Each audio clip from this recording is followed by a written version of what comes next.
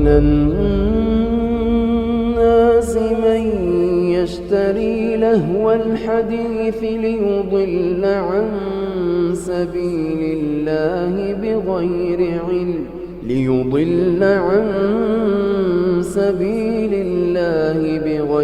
علم ويتخذها هزوا أولئك لهم عذاب مهين وإذا تتلى عليه آياتنا ولى مستكبرا كأن لم يسمعها كأن في أذنيه وقرا فبشره بعذاب أليم. Everybody likes music. Everybody enjoys music. Everybody enjoys singing and dancing and being cheerful. So why would someone say it's haram? It's very simple. To know the ruling over something, we have to go back to the Quran and Muslim. We are Muslims. We have to go back to the Quran and to the Sunnah. Do we get our religion from out of the Quran and Sunnah? No. If you go to the Sunnah, the most authentic book for Muslims, any Muslim Sunni, you would ask him, you would say Sahih al-Bukhari. This is the most authentic book on earth after the Quran. And in Sahih al-Bukhari, the Prophet ﷺ tells us that there will be people of my ummah making haram things halal. And they would make adultery, fornication. They would make silk. They would make consuming intoxicants, khamr. And music instruments halal. 4 things. The Prophet ﷺ told us that there will come people who would make these haram things halal. So the Prophet is the one who told us that music is haram. And the evidence behind it is overwhelming. There is no scholar on earth, Muslim scholar, that allows you to listen to Beyonce and Madonna and Michael Jackson and those. That is completely out because, number one, it's dirty, it's filthy, the lyrics are horrible, terrible. They encourage you to move your body and to shake your thing, as they say. May Allah forgive us, really. You move your body, you are sexually hyped up. So it's a dirty industry. Ask those who are in it. It's filthy. When you hear about music, you hear about how to attract the opposite sex, and it's all about love and all about, your emotions. And so at home, you're not happy. When you go to work, you see someone you're working with and you're busy thinking, ooh, the music fits exactly here. And so on. Things are happening. People are tampering with our minds. The power that music has on humans' mind has been well documented for thousands of years. Hundreds of scientific studies have proven that music can have a profound effect on human emotions, sensory perceptions, and behavior. In 1839, Heinrich Wilhelm Dove made a fascinating audio discovery when he uncovered this strange phenomenon of binaural beats, which are special frequencies within music that affect how brainwaves behave and consequently our mood. A more recent study in 2012 by psychologist Annette Schirmer uncovered that our perception of the external world can be directly affected by musical rhythm, because our brainwaves become in sync with auditory beats. What's most intriguing about this study is that Schirmer realized that when people move in synchrony, they are more likely to perceive the world in synchrony. This means that our mental process can be altered simply by using music to manipulate brainwave oscillations.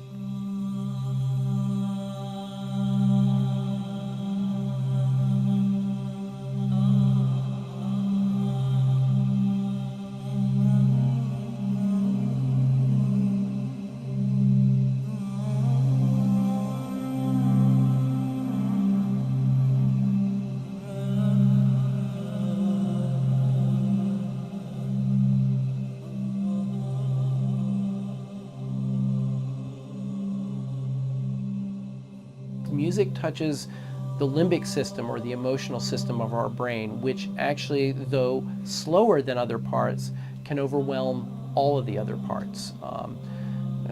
Think about how we lose our mind when we fall in love. And we literally do, because of the power of the emotion. That being said, the music system has been very unresponsive even to industry-applied ratings. All that they had been willing to do was to put parental advisory on the outside of CDs. They would not print lyrics in a visible place. This is complicated by the fact that the Federal Communication Commission has strict limits on what can be broadcast over the air. And historically, the way popular music has been sold is through airplay. We can't expect a system to be put together that will perfectly protect us. We need to protect ourselves. We need to be aware that these media change us and affect us. And we need to actively understand what they're doing, how they're doing, and make choices of whether we want that to be done to us. I think nowadays music is probably one of the easiest means to lose your moral sense. Music is audio pornography today. That's what it is. It's explicit, it's shameless, it's vulgar, it takes your sense of humanity away from you, it makes you look at women as objects, worse than animals. And these people are talking about women like they're talking about, an animal, really. And when you constantly, listen to garbage like that, then you get deviated. And you don't find pleasure except in disobedience to Allah, and that's a sign of a sick heart. Oh yes, and music is a whole another area that employs these techniques. Popular music, all popular culture, movies, TV, music, they carry messages, and it's not just entertainment. Entertainment is not value-free. It has ideological content. It presents a worldview that influences the people who are watching or listening. So we've got this disconnect, thinking that entertainment is harmless when it's the most important delivery system of propaganda, because it influences people without their conscious awareness, and that's the ultimate in controlling people in society, is to do it without them being aware of it. Now, you can't even listen to the lyrics because they're so disgusting, right? They are so filthy. And Fakhruddin al-Razi, in his commentary, says about the verse in the Quran where shaitan, that you will try to seduce them with your voice, he says by giving them foul lyrics that their children will memorize and repeat. That's in Mafatih al-Ghaib. That was in the 13th century. So what are we doing now? This is the khutawat of shaitan. He's taken people by degrees. 2.5 hours per day for teenagers in the United States listening to music. 2.5 hours per day. 1 in 3 popular songs now contain explicit references. The number of times an adolescent is exposed to explicit substance references, 35 per hour. They're listening to 2.5 hours a day, 35 per hour, 84 per day, 591 per week, being told about alcohol and drugs in these lyrics. These are the khutawat of shaitan. 30,700 a year. References to drug or alcohol in songs. Pop, 9%. Rock, 14%. Hip-hop, R&B hip-hop, 20%. Country, 36%. Rap, 77%. And we've got all these kids listening to rap. This is what they worship, these Satanists. Baphomet. If you notice, he's androgynous, so it's a male-female mixture. Also making these signs. You see the signs he's making using this sign because 11 is the devil's number. Because 11 is 1 beside 1. In their numerology, they use 11 a lot, and they like multiples of 11. 11, 22, 33, 66. They like these multiples. In their magic, they know the secrets of numbers, and so they use numbers. The Prophet ﷺ, when they used magic on him, they blew on 11 knots. 11 uqda. And this is why the Mu'awwidhatayn has 11 ayahs, because it protects against their magic. So this is real stuff, people. I'm not making this up. This is real stuff. You can see Madonna imitating here Baphomet, right? Because she's one of them, and she's a numerologist. She is a numerologist. She practices numerology. Lady Gaga's got tens of millions of followers. So the devil has plenty of followers on Twitter. Now this man over here, LaVey, started the Church of Satan. He wrote a satanic Bible And he explained that that symbol that they're all doing, that symbol, he said, was a curse symbol of devils. That's the way they put curses on people. And you've got people at rock concerts, they're all doing it, thinking it's cool. Marilyn Manson was a follower of Anton LaVey. He has tens of thousands of people go to his rock concerts. He has them openly denounce God. Openly. He says, I want you all to reject God tonight. And they all do it. So this is real stuff, people.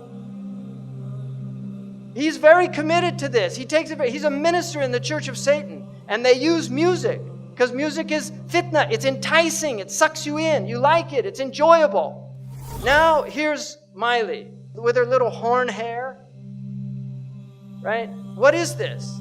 She had millions of followers of little kids in America, and this is what she turned into.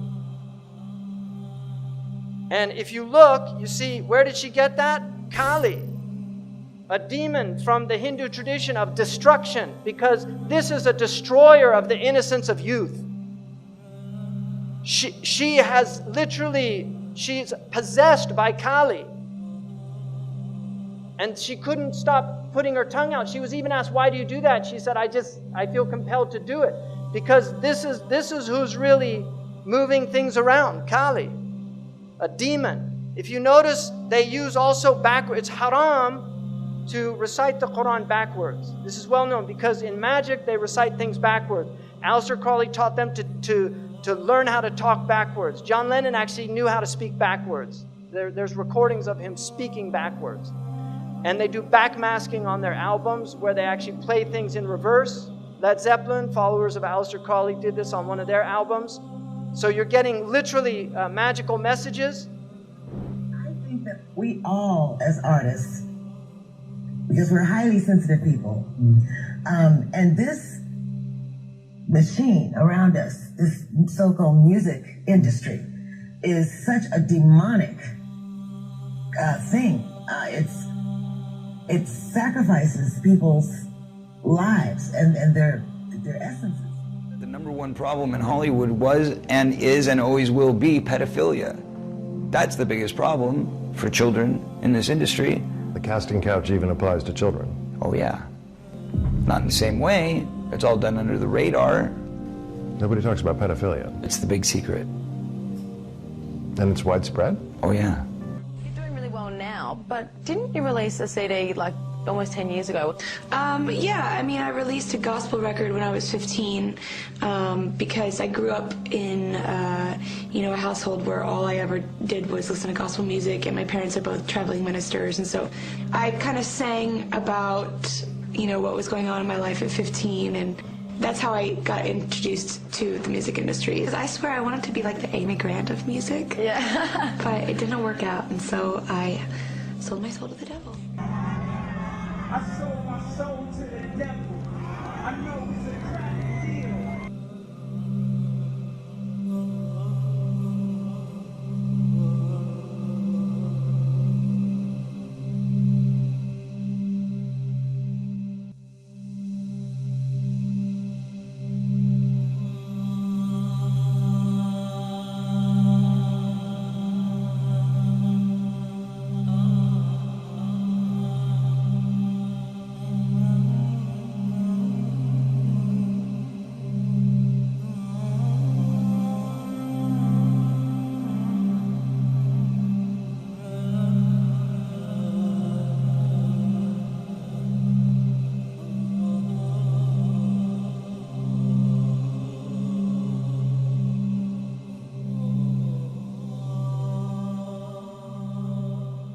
Yeah, I believe in the Illuminati. There is a certain level that you get at that you can't go no further unless you're aware of certain things. And I'll leave it at that. You know what I'm saying? There's a certain level that you get to, that there's a door that you have to walk through. And it's on you to walk through that door. And once you walk through that door, it's no coming. If your ultimate goal is to be famous, then you're gonna do a lot to get there. Like sign your name in blood in a contract with the devil. Like you're gonna end up on a one-way street and it's going nowhere. Like that's just the truth. I've seen so many people like forsake their moral code and their value systems just for a little bit of fame, and it's not worth it at the end of the day. It's really not worth it. I swear to Lucifer. I swear to Lucifer.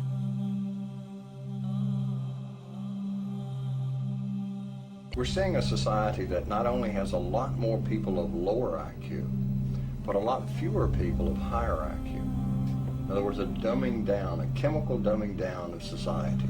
So everyone's sort of mediocre. That leaves them dependent on government because they can't excel. We have these people of lower IQ who are totally dependent. Then we have this mass of people who are going to believe anything they're told because they can't really think clearly. And very few people of very high IQ who have good cognitive function who can figure this all out. And that's what they want.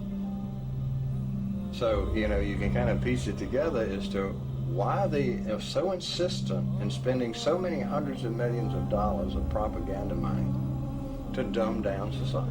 Now you see in the West, people listen to music all the time. They're always plugged in. They get in their car, they turn on the music. They walk, they put in their earphones and they listen to their music, and people have long playlists. They spend a lot of money on these things. And so they're lost. They don't have free time to think anymore because their lives are filled with sound. So the demons have immense tools that they've never had before, and they're using them very effectively.